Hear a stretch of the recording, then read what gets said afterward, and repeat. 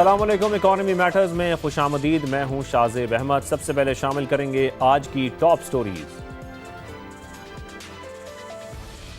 ایران امریکہ کشیدگی میں کمی، عالمی منڈی میں خام تیل کی قیمتوں میں بڑی گراوٹ۔ امریکی WTI 6% سستا، قیمت $79 فی بیرل پر آ گئی۔ برطانوی برنٹ کی $83 فی بیرل میں ٹریڈنگ۔ جولائی میں مہنگائی بڑھنے کی شرح 9.2% پر پہنچ گئی۔ ایک ماہ کے دوران شرح میں 1.2% کا اضافہ۔ جولائی میں ٹماٹر 116% مہنگے، سبزیاں 22، آٹے کے دام میں 7% اضافہ ہوا۔ اور صوبوں نے 15 لاکھ ٹن گندم امپورٹ کرنے کی درخواست کی، حقیقی طلب 20 لاکھ ٹن پر پہنچ رہی ہے۔ وفاقی کابینہ نے 10 لاکھ ٹن منگوانے کی اجازت دی۔ وفاقی وزیر فوڈ سیکیورٹی رانا تنویر حسین کی گفتگو، کہا گندم صوبے خود درآمد کریں، ہم اجازت دے دیں گے۔ کریں گے غیر ملکی کرنسیز کا۔ انٹر بینک میں ڈالر کی قدر کو دیکھا جائے تو آج 3 پیسے کی کمی ہوئی ہے، جس کے بعد اس کی قیمت $277.77 ہو گئی ہے۔ یورو کو دیکھیں تو یہ 32 پیسے مہنگا ہوا، پھر برطانوی پاؤنڈ 23 پیسے اضافے سے $373.68 اس کی قیمت ہو گئی ہے۔ گولڈ مارکیٹ کی بات کرتے ہیں۔ ملک میں سونے کی قیمت میں ایک دن بعد پھر تیزی دیکھی جا رہی ہے۔ فی تولہ $1700 مہنگا ہوا، قیمت $4,28,436 ہو گئی ہے۔ 10 گرام کے ریٹس میں $1457 اضافہ ہوا۔ پھر انٹرنیشنل مارکیٹ کو دیکھیں تو $17 فی اونس یہ مہنگا ہوا، جس کے بعد قیمت $4060 پر پہنچ چکی ہے۔ آج کے موضوع کی طرف آتے ہیں۔ آج کے پروگرام میں ذکر کریں گے ملک کی معیشت کی صورتحال کا۔ وزارت خزانہ کی آؤٹ لک رپورٹ نے کچا چٹھا کھول دیا ہے۔ رپورٹ کے مطابق براہ راست غیر ملکی سرمایہ کاری 33% کم ہو گئی ہے۔ جون کو ختم ہونے والے مالی سال کے دوران حجم $2.47 سے کم ہو کر $1.63 رہا۔ جون میں براہ راست غیر ملکی سرمایہ کاری صرف $13 ملین رہی۔ حکومتی دعووں کے باوجود برآمدات نہیں بڑھ سکی ہیں۔ گزشتہ مالی سال کے دوران 4.6% کمی دیکھی گئی۔ پھر تجارتی خسارہ تشویشناک حد تک بڑھ گیا ہے۔ جولائی تا مئی مالیاتی خسارہ 1.6% تک محدود رہا۔ وزارت خزانہ نے خبردار کیا کہ ایران امریکہ کشیدگی ملکی معیشت کے لیے خطرہ ہے۔ تیل کی قیمتوں میں اضافے سے پاکستان میں مہنگائی کا دباؤ بڑھنے کا خدشہ ہے۔ پھر مہنگائی مسلسل چوتھے ماہ بھی ڈبل فیگرز میں رہنے کی پیشگوئی کی گئی ہے۔ معیشت کی بری صورتحال پر وفاقی وزیر داخلہ محسن نقوی نے بھی تبصرہ کیا۔ انہوں نے کہا کہ پہلی اکانومک سمٹ کانفرنس سے خطاب کرتے ہوئے یہ کہا کہ سسٹم تباہ ہو چکا ہے، کولیپس ہو چکا ہے، سسٹم ریسیٹ کرنے تک معاملات بہتر نہیں ہوں گے۔ وفاق کا یہ حال ہے کہ جب بجٹ بناتے ہیں تو خسارے کا بجٹ ہوتا ہے، اور بات کی جاتی ہے کہ اس سال کتنا قرض لینا ہے، تو کیا یہ ہمارا فرض نہیں کہ اس کو ٹھیک کیا جائے؟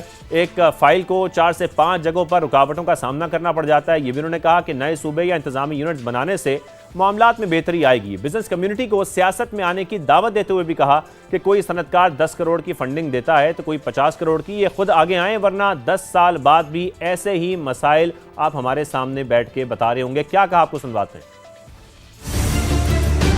پاکستان کی اس حالت میں جانے میں اس کے ذمہ دار جتنے ہیں وہ یہاں پہ بھی بیٹھے ہوئے ہیں اور یہ سامنے بھی بیٹھے ہیں۔ ہمارے پولیٹیکل نظام کو چلانے والے، فنڈنگ کرنے والے بھی یہاں بیٹھے۔ کوئی 50 کروڑ کی فنڈنگ دیتا ہے الیکشن سے پہلے، کوئی 10 کروڑ کی دیتا ہے، کوئی کسی مجبوری میں دیتا ہے، کوئی کسی مجبوری میں دیتا ہے۔ ہمیں اپنی چیزیں ٹھیک کرنی ہے۔ فیڈرل گورنمنٹ کا حال یہ ہے کہ ہم جب اپنا بجٹ بناتے ہیں تو وہ نیگیٹو میں بناتے ہیں۔ ہم قرض اور لیں گے، چیز ٹھیک نہیں کریں گے۔ 16 گھنٹہ کام کرنے والا وزیر اعظم جو مرضی کر لیں، جب تک اس سسٹم کو ریسیٹ نہیں کریں گے، آپ کون کوشش کر رہا ہے کہ آبادی کو روکیں؟ سب کہتے ہیں یہ ٹائم بام ہے، لیکن کوئی روکنے کی کوشش نہیں کر رہا۔ ہر صوبہ کوشش کر رہا ہے آبادی زیادہ ہو تاکہ فیڈرل گورنمنٹ کا ریسورس زیادہ آئے ہمارے۔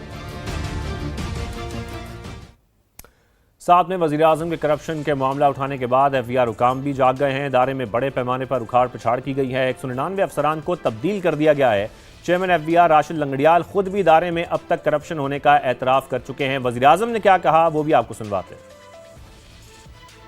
فیڈرل بورڈ آف ریونیو، ہم سب جانتے ہیں کہ ملی بھگت سے میسو کرپشن ہے وہاں پہ۔ وسائل جو خزانے میں آنے چاہیے نہیں آتے، اور تھرو کلوژن وہ اربوں نہیں کھربوں کے وسائل جو ہیں سالانہ جیبوں میں جاتے ہیں، اور پاکستان میں غربت جو ہے بڑھتی ہے، مسائل بڑھتے ہیں، مشکلات بڑھتی ہیں، اور اسی لیے ہمیں قرضے لینے پڑتے ہیں۔ قرضے ادا کرنے کے لیے مزید قرضے لینے پڑتے ہیں۔ انہی تمام معاملات پر بات کرنے کے لیے آج ہمیں جوائن کیا ہے سابق وفاقی وزیر خزانہ ماہر معاشیات ڈاکٹر حفیظ پاشا صاحب نے۔ حفیظ پاشا صاحب بہت شکریہ ہمیں وقت دینے کے لیے۔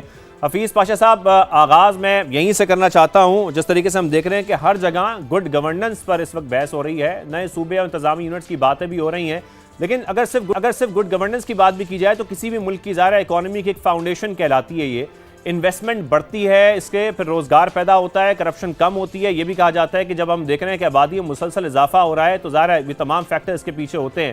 تو مسئلہ واقعی گورننس کا ہے یا ہمارا جو اکانومک ماڈل ہے وہی ہمیں آگے بڑھنے سے اس وقت روک رہا ہے؟ آپ کو کیا لگتا ہے؟ بسم اللہ الرحمن الرحیم۔ آپ نے بہت بڑا ایشو ریز کیا ہے اور اس کو سوچ سمجھ کے اس پہ جواب دینا بہت ضروری ہے۔ اب آپ یہ دیکھیے کہ پاکستان جو ہے، جب تیل کی قیمتیں ماشاءاللہ $120 تک پہنچ گئی تھی، جب رشیا اور یوکرین کا جنگ شروع ہوا تھا 2021 میں، تو اس وقت ہمارا جو فائنینشیل بیلنس آف پیمنٹس کی پوزیشن تھی وہ بہت بری طرح سے متاثر ہوئی، اور یہ ہوا کہ پاکستان تقریباً دیوالیے کے قریب پہنچ چکا تھا 2022-23 میں، اور ہمارے ریزرو صرف $4 ارب تک رہ گئے تھے۔ اس کے بعد میں جس طرح ہونا چاہیے، ایک انٹرنیشنل ملٹی لیٹرل ادارہ IMF نے پاکستان کو سپورٹ کیا ہے، اور اللہ کا فضل ہے، اور ہمیں اس وقت یہ دیکھنا ہے کہ آج کی پوزیشن کیا ہے۔ تقریباً 3 سال کے بعد پوزیشن واضح طور پر اللہ کے فضل سے بہتر ہے۔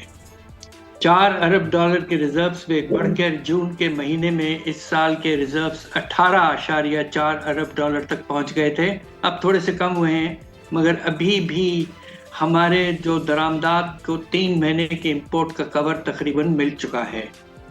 تو پاکستان میں ہوا یہ ہے کہ پچھلے 3 سال فوکس اسٹیبلائزیشن پر رہا ہے، اور دوسری طرف آپ بجٹ پہ آ جائیے تو ایک زمانہ ایسا تھا کچھ 7-8 سال پہلے جب ہمارا خسارہ آسمان تک پہنچتا تھا، 7 سے 8% ہمارے GDP کا۔ اس سال خیال یہ ہے کہ 3.5% ہوگا، اور پچھلے سال بھی تقریباً اتنا ہے۔ تو اسٹیبلائزیشن ہوئی ہے۔ اب وقت آ گیا ہے پاکستان کو اگلے 1, 2, 3 سال اپنے شرح نمو کو بڑھانا ہے۔